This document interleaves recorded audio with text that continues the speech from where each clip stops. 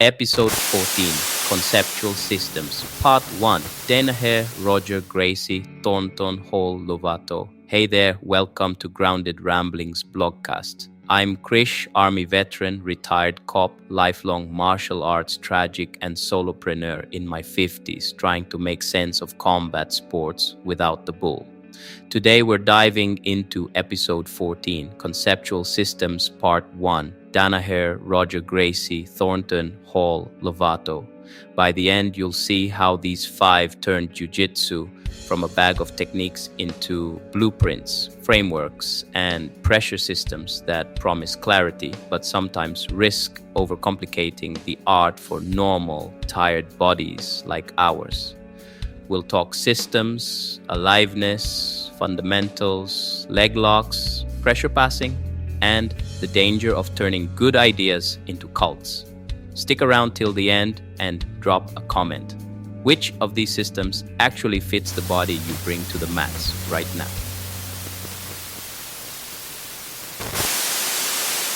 Chapter 1. What if Jiu-Jitsu was a system? Welcome back to Season 2. Up until this point, we've followed the story of the pioneers who built the house of Brazilian Jiu-Jitsu and the innovators who remodeled it, adding new rooms, new angles, and new ways of thinking. But episode 14 is where we start asking a bigger question. What if Jiu-Jitsu stopped being a collection of moves and became a full system instead? For a long time, I understood the art as a bag of techniques. You learn a sweep, then a pass, then a submission. You chain them together, see what works, and hope that under pressure they don't disappear. But as you get older, as injuries pile up, as your job starts to bleed into your training, that model stops feeling sustainable. You need structure, not just scrambles.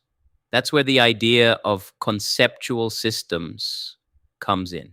Instead of learning a million techniques, you learn a framework, a small set of principles that can be applied to almost every situation. It's like shifting from memorizing a dictionary to understanding grammar.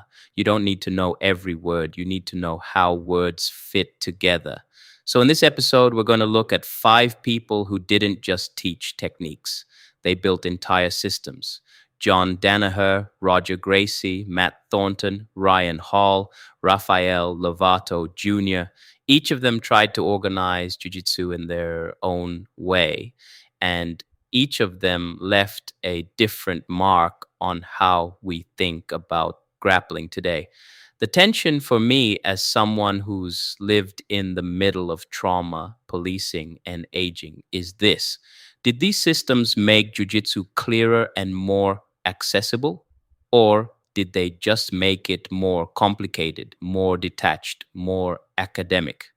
That's the question that will run through the rest of this chapter and the ones that follow.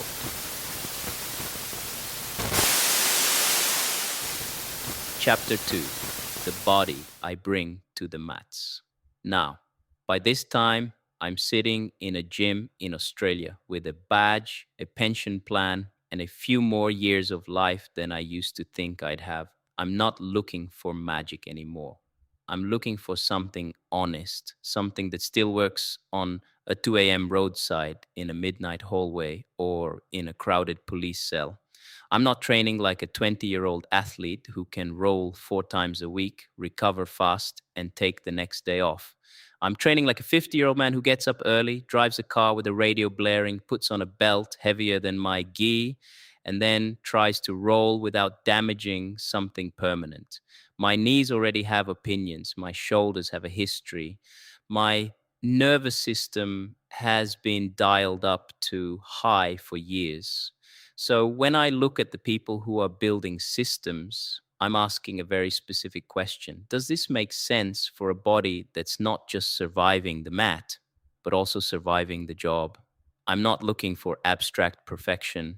I want tools that are repeatable, that don't demand peak athleticism, and that still hold up when adrenaline starts flooding the bloodstream. That attitude shapes the way I listen to John Danaher, Roger Gracie, Matt Thornton, Ryan Hall, and Rafael Lovato Jr. I'm not just hearing their techniques, I'm asking, does this translate into something I can actually teach to tired, injured, anxious adults who only have a few rounds to give? That's the filter that's going to run through everything we talk about here.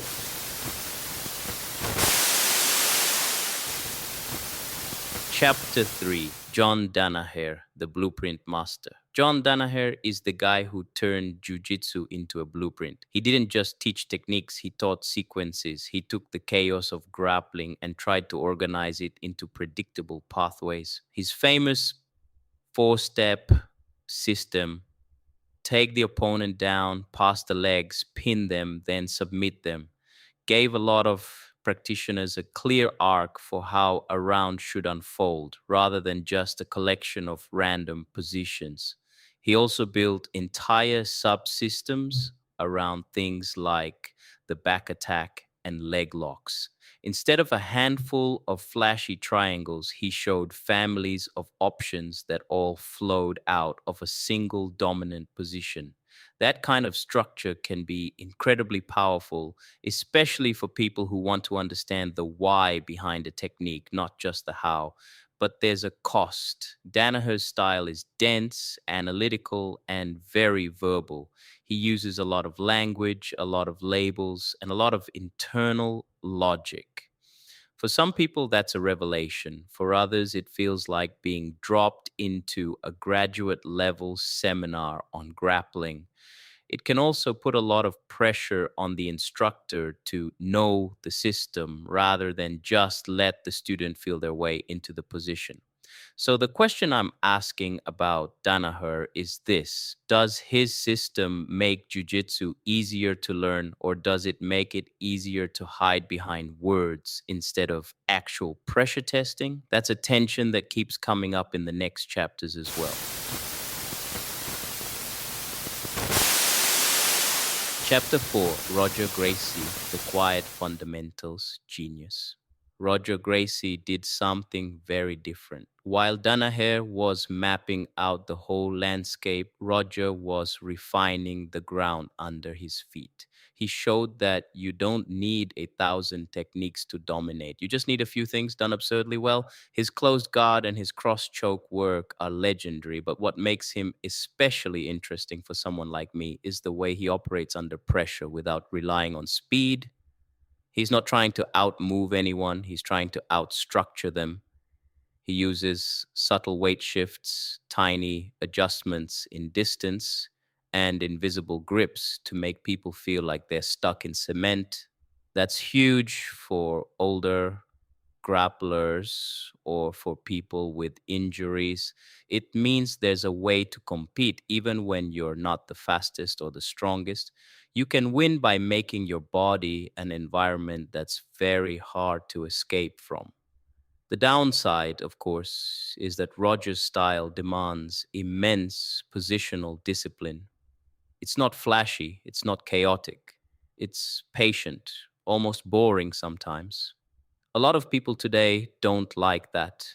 They want sweeps, transitions, and constant movement. But Roger's work is a reminder that fundamentals, when pushed to their limits, can still crush the most modern, fancy guards on the planet.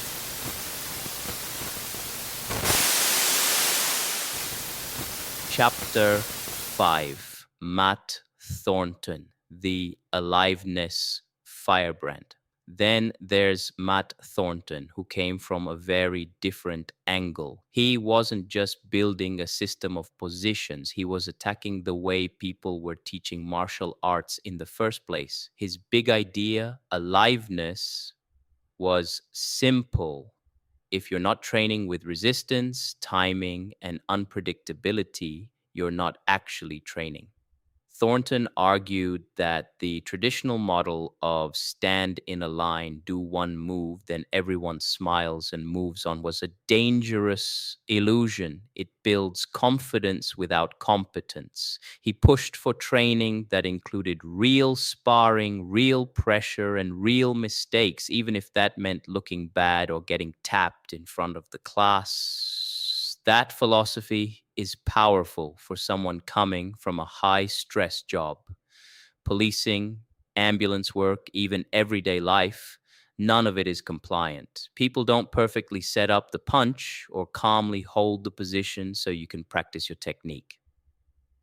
Thornton's work forces you to ask, am I preparing for a real fight or am I just rehearsing a performance? But Thornton's approach also has a cost. He's very critical of what he calls traditional martial arts, and that can create a kind of culture war. Some people feel dismissed, disrespected, or pushed out. The tension for me is how to keep the idea of aliveness without burning down everything that came before it.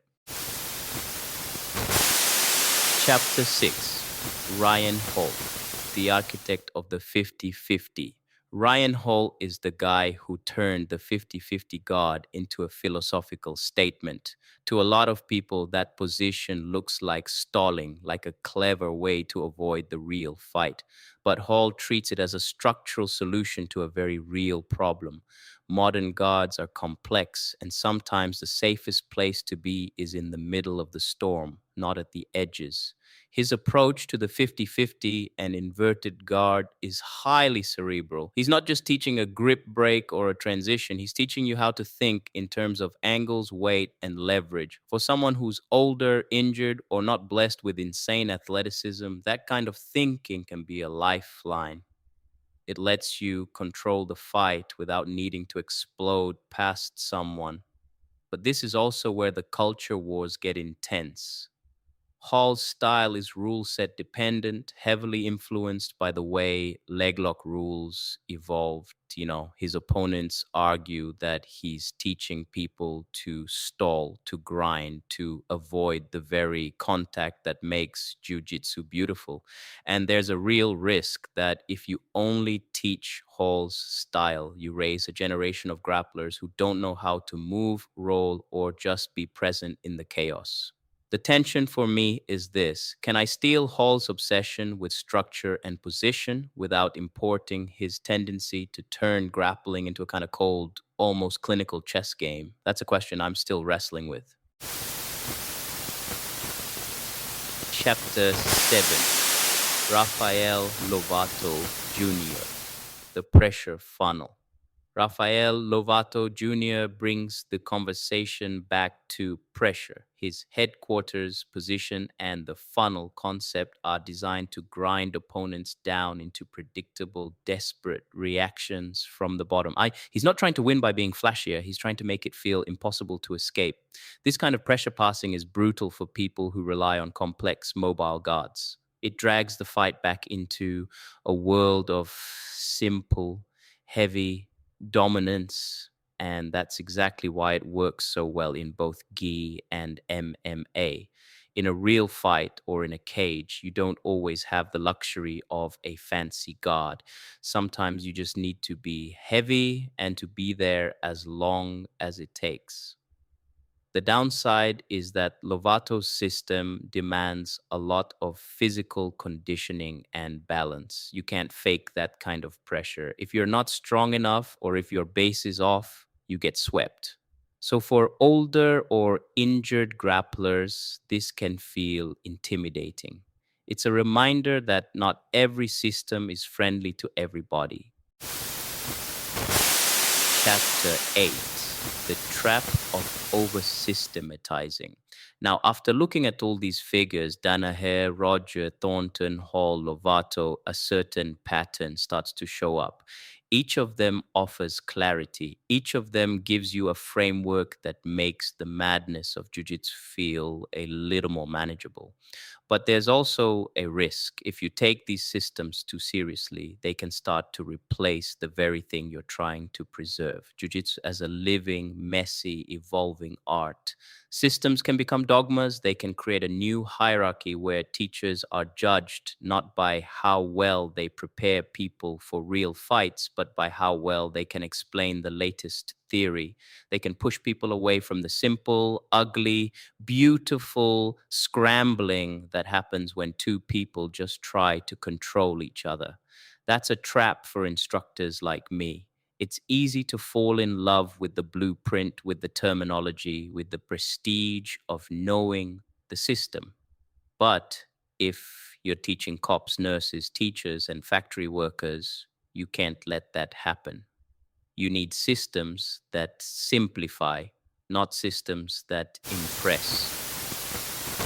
Chapter 9: The Everyday Grappler's Reality. This question matters because of who is actually walking into the gym. Not a team of full time athletes, not a network of elite competitors, just regular people. People who have a day job, a family, and maybe a history of trauma or injury.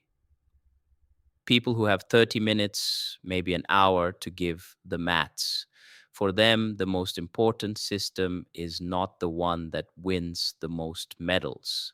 It's the one that keeps them safe, keeps them moving, and keeps them coming back. A system that burns out their knees, their shoulders, or their nervous system is a failed system, no matter how clever it looks on paper. So when I look at Danaher's structure, Roger's fundamentals, Thornton's aliveness, Hall's architecture, and Lovato's pressure, I'm not trying to copy them. I'm trying to translate them into something that works in a 6 p.m. class after a 12-hour shift. That means prioritizing simplicity, durability, and adaptability over perfection. Chapter 10: The Third Way: Keeping the Map, Cutting the Cult. After all of this, my answer starts to crystallize into what I've already called a third way. The best conceptual systems don't replace fundamentals, they organize them. They give you a map, but they don't claim to be the territory. From Danaher, I take the clarity of sequence and structure. From Roger, I take the value of mastering a few positions to the point of mastery. From Thornton, I take the uncompromising demand for aliveness. From Hall, I take the idea that structure and angles can be more important than speed. From Lovato, I take the reminder that pressure still matters, even when modern guards try to escape it. But I also leave behind the cult like language, the ego driven hierarchies, and the idea that there's only one right way to do things. Because in the end, jujitsu belongs to the people on the mat, not to the teachers who build the most beautiful blueprints. So, the takeaway for this episode is simple: steal the clarity, reject the cults, and teach what still works under pressure. That's the map I'm trying to follow as I move through the rest of this season and the rest of my life on and off the mats.